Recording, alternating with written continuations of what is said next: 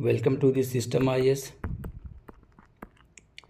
हम लोग 71 BPSC का प्रिपरेशन माइंड मैप के थ्रू कर रहे हैं, जिसमें हम लोगों ने शुरुआत किया है पॉलिटी से।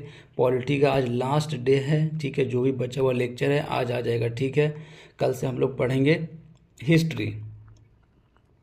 आज लेक्चर नंबर 14 हम लोग कंप्लीट करते हैं, जिसमें हम लोग पढ़ने वाले हैं पंचायती राज प्लस म्यूनसिपैलिटीज़। एक एक करके चीज़ों को देखते हैं क्या क्या पढ़ना है। सबसे पहले तो हम लोग शुरुआत करेंगे बलवंत राय मेहता कमेटी से। उसके बाद हम लोग पढ़ेंगे Ashok Mehta committee, Raj Hanumantharao committee, GV Rao committee, Dantwala committee. उसके बाद पढ़ेंगे LM Singhvi committee, Thungon committee, Gadgil committee, ठीक है। ये सारा क्रोनोलॉजिकल ऑर्डर से अरेंज करने के लिए आता है सवाल, ठीक है। उसके बाद हम लोग पढ़ेंगे कॉन्स्टिट्यूशनलाइजेशन ऑफ PRI, ठीक है। 73rd कॉन्स्टिट्यूशनल अमेंडमेंट एक्ट, और क्या कौन कौन सा आर्टिकल और पार्ट्स जो है ऐड किया गया। ग्राम सभा कॉन्सेप्ट को देखेंगे, रिजर्वेशन पढ़ेंगे, उसके बाद ड्यूरेशन पढ़ेंगे, ठीक है। Article number 243E। उसके बाद फाइनेंस कमीशन पढ़ेंगे, ठीक है। 243I। पीसा एक्ट को देखेंगे, 10 स्टेट इसके अंदर में आता है, वो सारे स्टेट को देखेंगे। उसके बाद जो है कहानी कंप्लीट हो जाएगी। एक हम लोग देख लेंगे 11th शेड्यूल में माइनर फॉरेस्ट प्रोड्यूस की कहानी। एक एक करके चीज़ों को कंप्लीट करना शुरू करते हैं।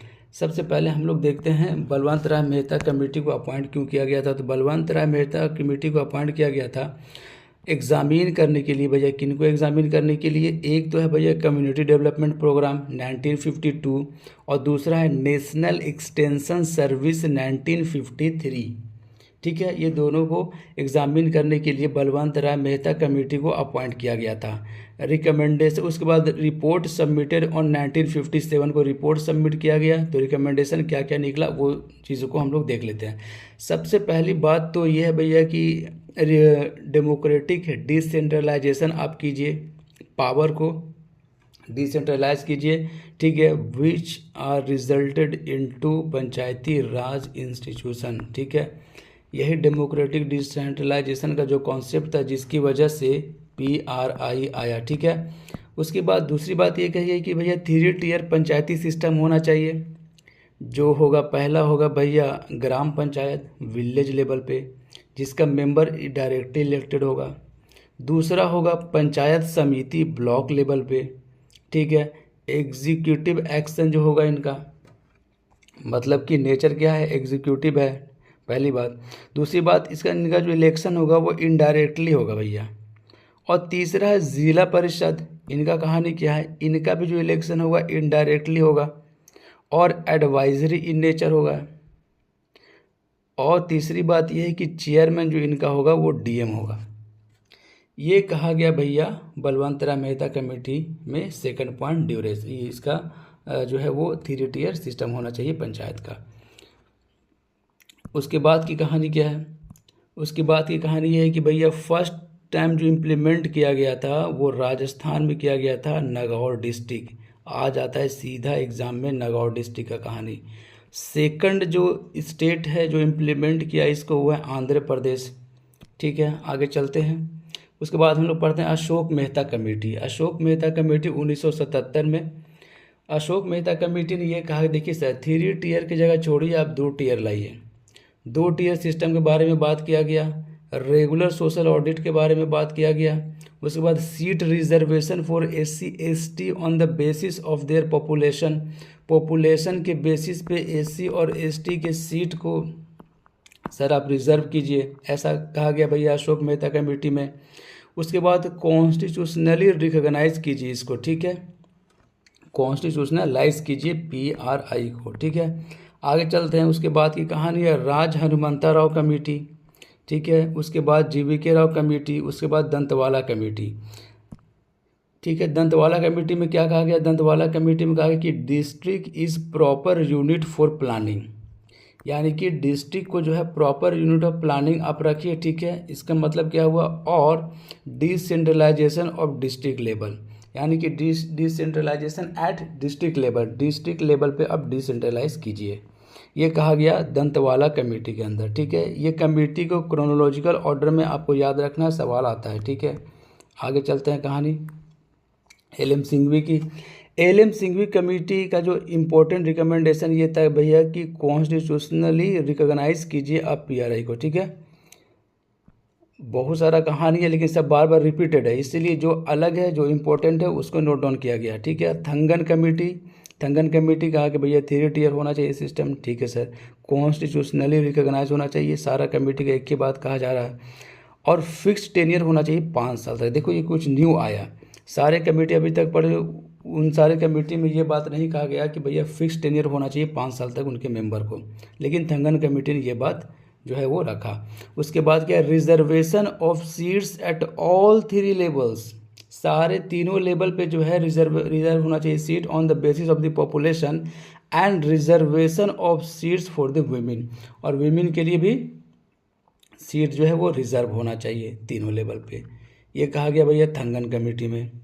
और स्टेट फाइनेंस कमीशन के बारे में बात किया गया, इंपॉर्टेंट है ये। थंगन कमेटी में कहा गया कि एक स्टेट फाइनेंस कमीशन बनाइए हर एक स्टेट में, जो कि डेवोल्यूशन ऑफ टैक्सेस किया जाएगा स्टेट गवर्नमेंट और पंचायत के बीच में प्लस म्यूनसिपैलिटीज़ के बीच में, ये सब कहानी है।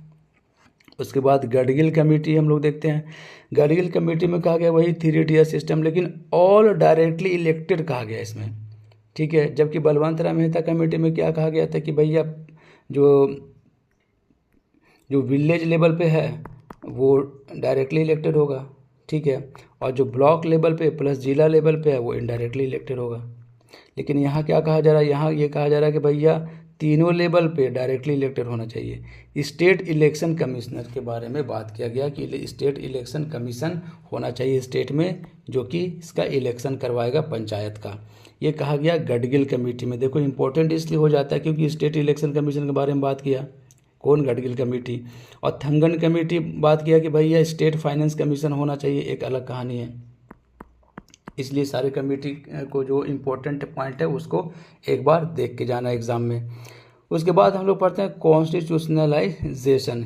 ठीक है, राजीव गांधी गवर्नमेंट से कहानी जो है शुरू होती है भैया। कैसे, राजीव गांधी गवर्नमेंट ने लोकसभा में तो इस बिल को पास करवा लिया, लेकिन प्रॉब्लम यह है कि राज्यसभा में पास नहीं हो पाया बिल, कहानी ख़त्म हो गई। उसके बाद गवर्नमेंट आता है भैया वीपी सिंह की। ठीक है, तो वीपी सिंह के साथ क्या प्रॉब्लम है कि वीपी सिंह ने जो बिल को तो इंट्रोड्यूस किया, बट गवर्नमेंट ही गिर जाती है वीपी सिंह की, जिसकी वजह से बिल जो है लैप्स कर जाता है।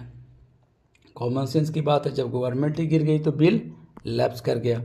उसके बाद जो है कहानी शुरू होता है भैया नरसिम्हा राव गवर्नमेंट का। ठीक है, तो नरसिम्हा राव गवर्नमेंट जो था वो 73rd कॉन्स्टिट्यूशनल अमेंडमेंट एक्ट 1992 लेकर आता है। ठीक है, जिसमें ये कहा गया है भैया कि पंचायती राज इंस्टीट्यूशन को जो है वो हम लोग कॉन्स्टिट्यूशनलाइज कर रहे हैं। ठीक है, लेकिन इनको फोर्स में लाया गया था 24 अप्रैल 1993 को।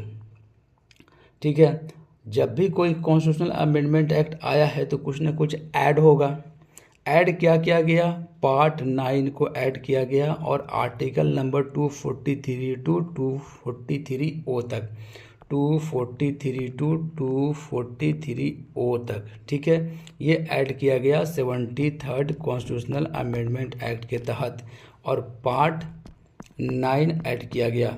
ठीक है, और पहला जो स्टेट था जो इसको इम्प्लीमेंट किया, यानी कि 73rd कॉन्स्टिट्यूशनल अमेंडमेंट एक्ट को इम्प्लीमेंट करने वाला जो पहला स्टेट था वो है एमपी, मध्य प्रदेश। ठीक है, अब हम लोग आगे बढ़ते हैं। उसके बाद पढ़ते हैं ग्राम सभा का कॉन्सेप्ट। देखो ग्राम सभा क्या होता है, एक विलेज है, इस विलेज में जो भी बंदे का इलेक्टोरल रोल में नाम जो है वो लिखा हुआ है तो वो सारा बंदा मिलके क्या बनाएगा, ग्राम सभा बनाएगा। यानी कि ग्राम सभा वो सारा मेंबर का एक बॉडी है जिसका नाम जो है इलेक्टोरल रोल में मेंशन किया हुआ है। ठीक है, person registered in electoral roll of panchayat at the village level, person registered in electoral roll of a village comprised within the area of the panchayat at the village level। ठीक है, तो वही कहानी है कि इलेक्टोरल रोल में जो बंदों का जो है वो नाम मेंशन है वो सब मिलकर क्या बनाएगा, ठीक है, ग्राम सभा बनाएगा, जो आर्टिकल नंबर 243A में दिया हुआ है। आगे चलते हैं और पढ़ते हैं हम लोग रिजर्वेशन की कहानी क्या है। इम्पोर्टेंट है रिजर्वेशन की कहानी, हर बार सवाल आ जाता है। 1/3 जो है सीट रिजर्व होना चाहिए वीमेन के लिए, ठीक है, इंक्लूडेड SC ST वीमेन। ये इम्पोर्टेंट है, आपको याद रखना है, दिमाग में से कई बार निकल सकता है कि भैया वीमेन का जो 1/3 रिजर्वेशन है क्या वो वीमेन के लिए अलग है, और उसके बाद SC और ST का जो वीमेन है तो उनके लिए क्या अलग रिजर्वेशन है? नहीं, ठीक है। यानी कि SC ST का जो रिजर्वेशन है तो उसमें वीमेन भी आ गई, ठीक है, और पॉपुलेशन के हिसाब से जो रिजर्वेशन के बारे में बात किया गया है तो उसमें वीमेन आ गई, तो क्या वीमेन उसके अंदर अलग से एक्सक्लूड किया गया 1/3 से? नहीं, जो वीमेन SC ST के अंदर है, ठीक है, जिनको पॉपुलेशन के बेसिस पे रिजर्वेशन मिलना है, वो उनको उस वीमेन को जो है इसी में इंक्लूड कर लिया गया है 1/3 वाले में। यानी कि जितने भी वीमेन है चाहे वो किसी भी कास्ट से बिलोंग करती हो, ठीक है, वो तो 1/3 के अंदर में ही आएगी। क्लियर मामला है, कोई दिक्कत वाली बात नहीं है। 1/3 seats reserve for the women included SC ST women, यानी कि कोई भी कास्ट की वीमेन हो सब 1/3 के अंदर में ही आएगी, बात है जो क्लियर है। 1/3 चेयरपर्सन होना चाहिए जो वीमेन होगी। ST SC का एज पर द पॉपुलेशन, वही बात है, इसके अंदर वीमेन आती है कि नहीं आती? आती है, लेकिन ये वीमेन को यहाँ से निकाल कर यहाँ डाल दिया गया कि भैया 1/3 के अंदर में ही आएगी, बाकी जो बच गया पॉपुलेशन उसके ST SC के हिसाब से डालो। ड्यूरेशन क्या क्या कहानी, आर्टिकल नंबर 243D में दिया हुआ सवाल बनता है रिजर्वेशन के लिए मैच द फॉलोइंग में आता है अक्सर टाइम, ठीक है, आपको ध्यान रखना। Article 243 for the reservation, article number 243 for the duration, 5 साल का ड्यूरेशन होता है। एज ऑफ द मेंबर 21 साल होना चाहिए। In case of the dissolution, अगर डिसॉल्व हो गया तो fresh election with in 6 month, 6 महीने के अंदर में फ्रेश इलेक्शन होना चाहिए, ठीक है। State election commission conduct election. अब देखो स्टेट इलेक्शन कमीशन का कहानी आ गया, इसको तरह हम लोग डिटेल में देखते हैं। पहली बात तो ये देख लेते हैं, एक बार रिवीजन कर लेते हैं कि जो एज वाला सारा कहानी है, क्या कहानी है। एक तो हो गया भैया प्रेसिडेंट, फिर वाइस प्रेसिडेंट प्लस गवर्नर, इन सब का एज कितना होना चाहिए? 35 ईयर, ठीक है। पेयर बनाते हैं, फिर एक है Lok Sabha plus legislative assembly, age कितना होना चाहिए? 25 ईयर, ठीक है। फिर उसके बाद है Rajya Sabha plus legislative council, age कितना होना चाहिए? 30 साल। उसके बाद लोकल गवर्नमेंट के अंदर में आ रहे हैं तो एज कितना होना चाहिए भैया? लोकल गवर्नमेंट में 21 साल पंचायत के लिए। अब एक कहानी है कि state election commission conduct election. अब स्टेट इलेक्शन कमीशन स्पेशली बनाया गया था किस लिए? सिर्फ इनका 2 ही काम है। क्या काम है? पंचायत का इलेक्शन करवाना प्लस म्यूनसिपैलिटीज़ का इलेक्शन करवाना, ठीक है। यही 2 काम है किनका? स्टेट इलेक्शन कमिश्नर का, स्टेट इलेक्शन कमीशन का, ठीक है। नोट करके आप क्या लिख लो कि state election commission appointed by the governor. Clear मामला है, कोई दिक्कत वाली बात नहीं, ठीक है। गवर्नर के द्वारा जो है अपॉइंट किया जाता है स्टेट इलेक्शन कमिश्नर। लेकिन बट प्रॉब्लम कहाँ है कि removed on the ground prescribed for जज ऑफ द हाई कोर्ट। जो कंडीशन हाई कोर्ट के जज के लिए है, ठीक है, जो प्रिस्क्राइब किया गया है सारा प्रोसीजर, हाई कोर्ट के जज को कैसे रिमूव करना है, वैसे ही उसी प्रोसीजर से जो है वो स्टेट इलेक्शन कमिश्नर को रिमूव करना पड़ेगा।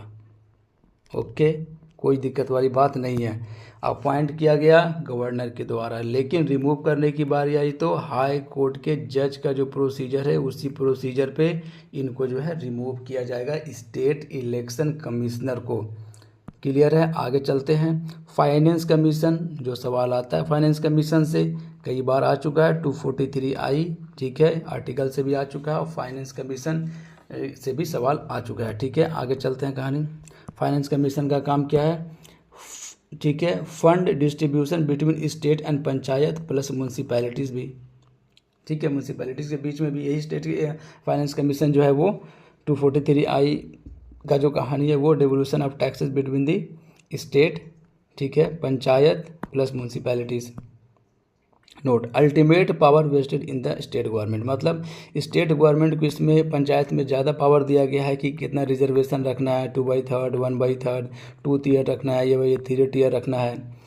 तो अगर 2 टियर रखना है या 3 टियर रखना है वो सब किनके हाथ में डिसीजन है, वो स्टेट गवर्नमेंट के हाथ में डिसीजन है। ठीक है, आगे चलते हैं। मतलब अल्टीमेट पावर स्टेट गवर्नमेंट के हाथ में है रिगार्डिंग पंचायत और म्यूनसिपैलिटीज। आगे चलते हैं। फंड डिस्ट्रीब्यूशन बिटवीन स्टेट हो गया कहानी। पीसा एक्ट 1996 पढ़ते हैं। पीसा एक्ट 1996 मतलब panchayat extension to schedule area, यानी पंचायत को एक्सटेंड किया गया शेड्यूल एरिया तक। ठीक है, अब ये चीज़ लक्ष्मीकांत में नहीं दिया हुआ भाई, by Bhuria committee recommendation. Bhuria committee के रिकमेंडेशन की वजह से ही आया था ये पीसा एक्ट। ओके, कोई दिक्कत वाली बात नहीं होनी चाहिए। 10 स्टेट आता है इसके अंदर, एक एक करके देखते हैं क्रोनोलॉजिकल ऑर्डर में। सबसे पहले हम लोग शुरुआत करेंगे महाराष्ट्र से। महाराष्ट्र से ऊपर जाएंगे मिलेगा आपको गुजरात, से थोड़ा ऊपर जाएंगे मिलेगा राजस्थान, फिर बगल में है उसके बाद एमपी। ठीक है, एमपी के थोड़ा ऊपर जाइएगा आप तो मिलेगा हिमाचल प्रदेश, फिर एमपी के बगल में आ गया छत्तीसगढ़, फिर आ गया झारखंड, थोड़ा नीचे आए तो उड़ीसा, थोड़ा नीचे आए तो आंध्र प्रदेश, थोड़ा बगल में गए तो तेलंगाना। इस तरीके से 10 स्टेट जो है वो आता है पीसा एक्ट के अंदर में। 11th शेड्यूल में 29 आइटम्स दिया हुआ है। एक सवाल तो यहाँ बन जाएगी भाई 11th शेड्यूल में कितने आइटम्स है? 29 आइटम्स, जिसमें सबसे ज़्यादा जो इम्पोर्टेंट है वो है माइनर फॉरेस्ट प्रोड्यूस। और भी जो 29 आइटम्स है वो जाकर बुक में देख सकते हो। ठीक है, लेकिन माइनर फॉरेस्ट प्रोड्यूस याद रखना, क्योंकि इससे यूपीएससी में भी और स्टेट पीसीएस में भी सवाल आता है। यूपीएससी में तो कई बार पूछा जा चुका है माइनर फॉरेस्ट प्रोड्यूस से। ठीक है, अगर इसको अगर यूज़ करना है, निकालना है, ठीक है, तो पंचायत से जाकर परमिशन लेना पड़ेगा। अब हम लोग चलते हैं म्यूनसिपैलिटीज़ की तरफ। अब हम लोग पढ़ते हैं म्यूनसिपैलिटीज़। म्यूनसिपैलिटीज़ जो आया है वो आया 74th कॉन्स्टिट्यूशनल अमेंडमेंट एक्ट 1992 के तहत, जो कि फोर्स किया गया था 1 जून 1993 को। ठीक है, पार्ट जो ऐड किया गया पार्ट 9A ऐड किया गया, आर्टिकल 243P से लेकर 243ZG तक। ठीक है, ये जो है आर्टिकल ऐड किया गया। आगे चलते हैं। 3 तरह का म्यूनसिपैलिटीज़ होता है, नगर पंचायत, म्यूनसिपल काउंसिल और म्यूनसिपल कॉरपोरेशन। अगर हम बात करते हैं नगर पंचायत की, तो नगर पंचायत वो एरिया होता है transition area from rural to urban. कोई भी एरिया जो रूरल से अर्बन की तरफ जा रहा है तो डायरेक्ट तो नहीं चला जाएगा, उसका ट्रांजिशन फेज़ होगा। तो वही जो ट्रांजिशन फेज़ है उस एरिया को, उसी को क्या कहेंगे भैया? उस एरिया को कहेंगे नगर पंचायत, जो जा रहा है रूरल से अर्बन की तरफ। ठीक है, transition area from rural to urban, बस इतना ही याद रखना है। Municipal council smaller urban area और municipal corporation largest urban area. आगे चलते हैं। All member of municipality shall elected directly by the people of the municipal area. जो भी मेंबर है उसका वो डायरेक्टली इलेक्टेड होता है। ठीक है, उस एरिया के लोगों के द्वारा। बात करते हैं रिजर्वेशन की, तो रिजर्वेशन 243T में दिया हुआ है, 243T में दिया हुआ है रिजर्वेशन। और 1/3 जो है वो सीट रिजर्व किया गया वीमेन के लिए, जिसमें SC ST वीमेन भी इंक्लूड है। ठीक है, state legislature have authority regarding reservation of the offices of the chairperson. Panchayat के केस में भी और म्यूनसिपैलिटीज़ के केस में भी जो भी रिजर्वेशन का सिस्टम या जो कुछ भी चेंज लाना है, ठीक है, तो स्टेट गवर्नमेंट के अंदर जो पावर दिया गया है। आगे चलते हैं। ड्यूरेशन के बाद में बात करते हैं तो 5 साल का ड्यूरेशन है, आर्टिकल नंबर 243U में दिया हुआ, 243U में दिया हुआ। ठीक है, ड्यूरेशन के बारे में। ठीक है, आगे चलते हैं, कहानी बढ़ाते हैं और बात करते हैं फाइनेंस कमीशन की, जो इम्पोर्टेंट है भैया। फाइनेंस कमीशन जो दिया हुआ है 243Y में दिया हुआ है म्यूनसिपैलिटीज़ के लिए, और 243I दिया हुआ है पंचायत में। ठीक है, यानी कि पंचायत का जो आर्टिकल है फाइनेंस कमीशन से रिलेटेड वो 243I है, और म्यूनसिपैलिटी से जो रिलेटेड है वो 243Y है। ठीक है, टैक्सेस आता कहाँ से है भैया? फाइनेंस आता है टैक्सेस से, टोल से, फीस से, ड्यूटी से। ठीक है, ये सब सोर्सेस है किसका? म्यूनसिपैलिटीज़ का। आगे चलते हैं कहानी।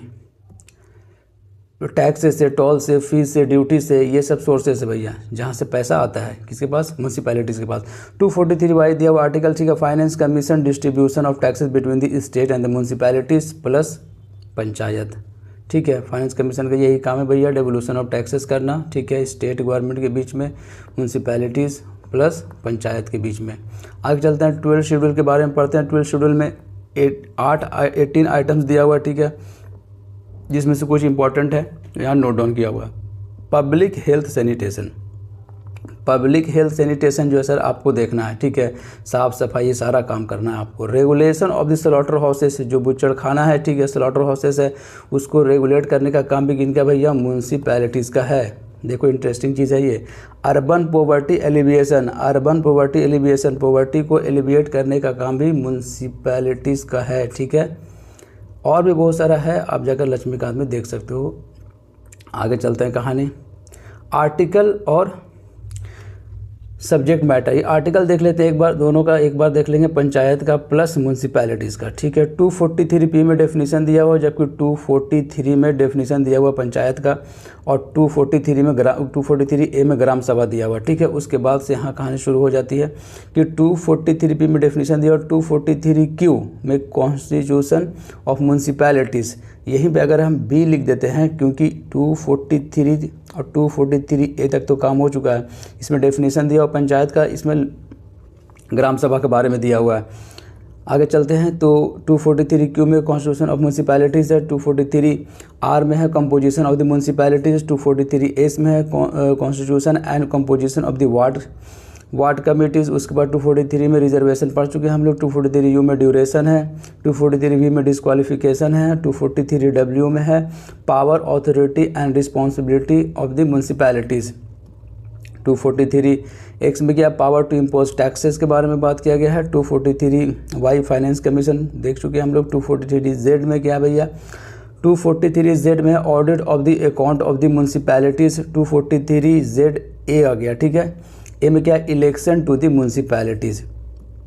आगे चलते हैं 243 जेड बी आ गया, ठीक है, एप्लीकेशन टू यूनियन टेरिटरी तक, ठीक है। 243 जेड सी का क्या कहानी है, part not to apply certain areas, ठीक है, किस किस एरिया में अप्लाई नहीं हुआ उसके बारे में दिया हुआ है।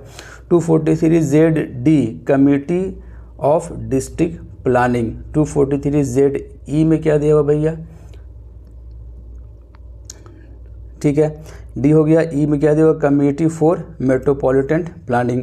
243 जेड एफ में दिया हुआ है कंटिन्यूएशन ऑफ एग्जिस्टिंग लॉज, ठीक है, एंड म्यूनसिपैलिटीज़।